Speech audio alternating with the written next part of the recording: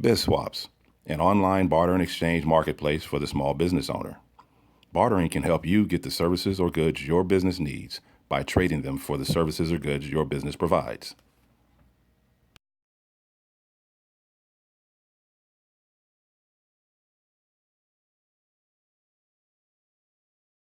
Good afternoon. So I am here today with DreamGirls Fine Hair and Imports and Salon, and we will be speaking with one of the owners, Miss Tanya Thompson.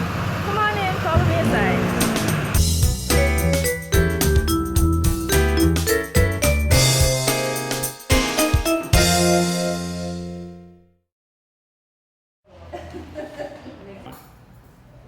Okay.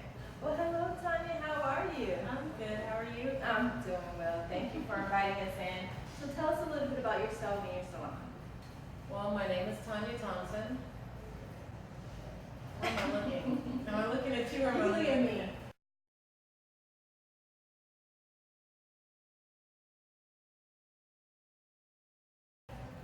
Well, my name is Tanya Thompson. I am the co-owner of DreamGirls Hair Imports and Salon, and we've been in business since 2008.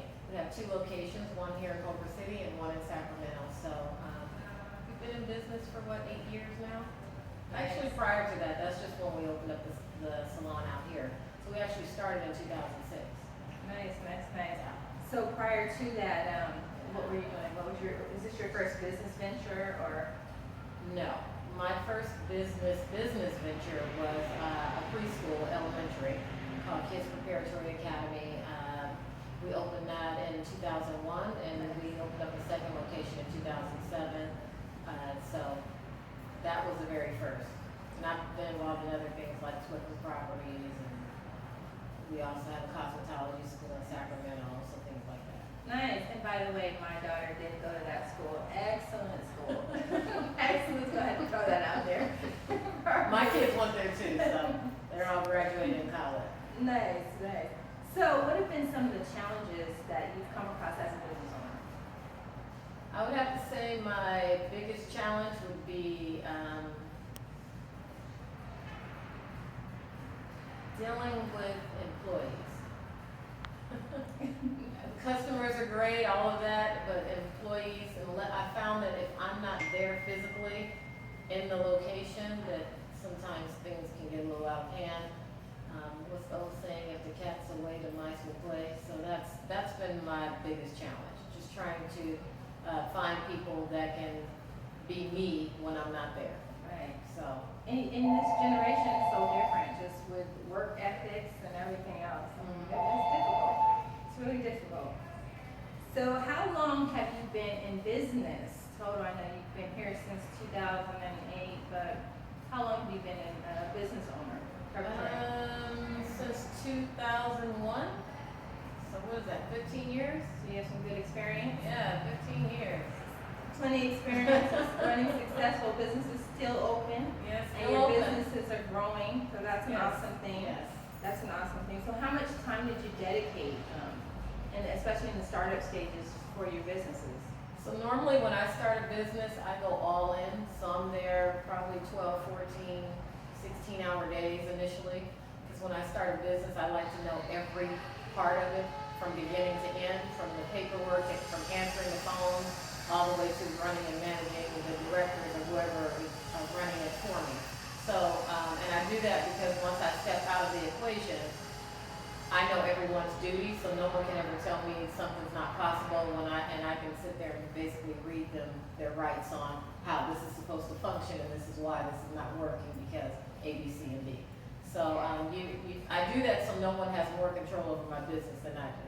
And I can always step in, for example, if there's an emergency, and someone just leaves you, and they feel like you're gonna fall to the ground with your business, I can always jump back in and do the job.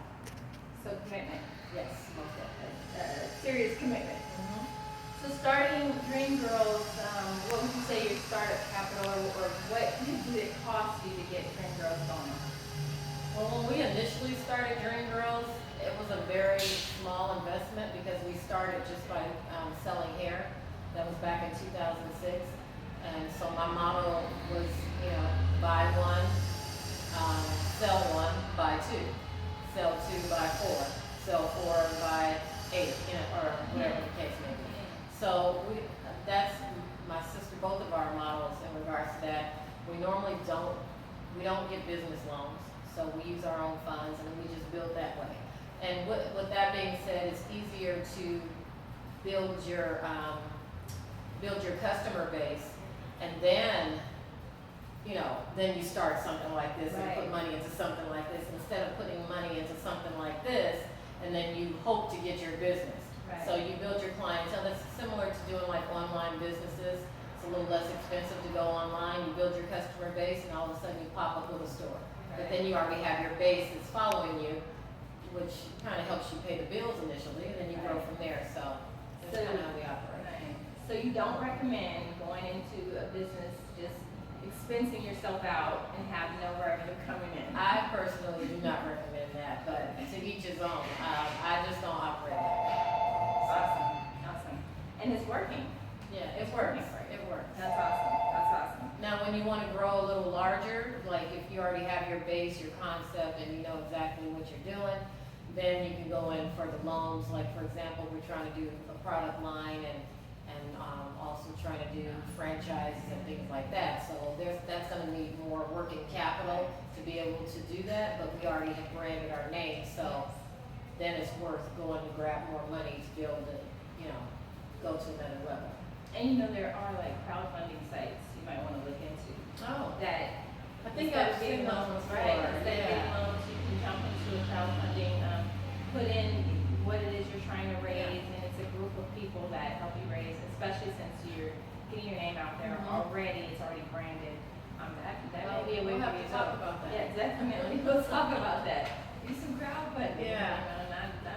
We can talk about that long. But so if you can start all over again, what would you do different? I think if I could start all over again, I probably would have networked a little bit more in my 20s because I started all this. I had my twins graduating from college. I walked across stage with twins in my stomach. So once I had my kids, I bought my first house at like 24 years old, something like that. And I was just on the hustle of trying to do things, and I was trying to do it on my own. If I had kind of stopped and networked a little bit, I think things may have been a little easier, but I had it in my mind, like I can do this, I don't need anyone's help. And once I got in my 30s is when I realized, networking means a whole lot. You just never know who has resources for you that you would never have known about unless you kind of put yourself out there. So I definitely would have done that differently in my 20s. Right. So if you could think of one quality that really helped or aid your success, what would that one quality be? One quality. I think my sales background. When I graduated from college, I went straight into corporate sales. So learning the fundamentals of sales and strategies, and that kind of helped me, along with my journalism background. That kind of helped me with the school and just being able to, because sales is everything, but I have to be passionate about what I'm actually selling. So if I believe in it and I know how to sell, then that's everything, from the school to the hair to everything that you do. So that's one thing that has kind of spearheaded me into everything that I've done.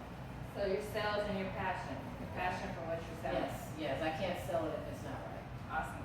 So now, if you were to give advice to any of our viewers, what would your advice be if wanting to start a business? My advice would be to have a vision. Make sure your mindset is right, you're ready to go, and don't overextend. You can have a vision, but know how to take that vision and break it down into components that you can tackle, or otherwise you'll get overwhelmed. So once you have that vision, break it down into steps and tackle each step at a time.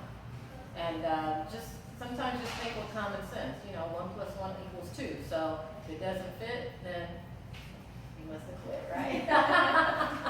So it has to make sense, and don't overload yourself. Don't take too much money out to do your business unless you have a super plan with people that are movers and shakers and you know it's going to move. Well, I really like that whole concept of buy one, sell one, buy two, sell two. baby steps. So many people try to just jump into something Yeah. and they drown. Definitely, and also have a niche. Niches are, that's basically what sells. So, like when I started at my school, you know, don't, some people told me don't do this because you have 5 schools on every corner or insurance is gonna be high. But you have to believe in yourself and know that what you're gonna do is gonna be better than the person next door, the person across the street. Have your niche. For example, our niche here at the salon is healthy hair while wearing extensions. And we have, it's proven with us here. So you have to be able to ride on that niche. And how can our viewers get in contact with you? If you want to get in contact with me here at the salon, you can call me at 310-313-2000. If you have a preschooler that needs to be in school, you can call 323-932-0181. Then we have a cosmetology school in Sacramento. If you have someone that wants to get involved in the hair business, it's called Mixed Cosmetology School, and it is in Sacramento.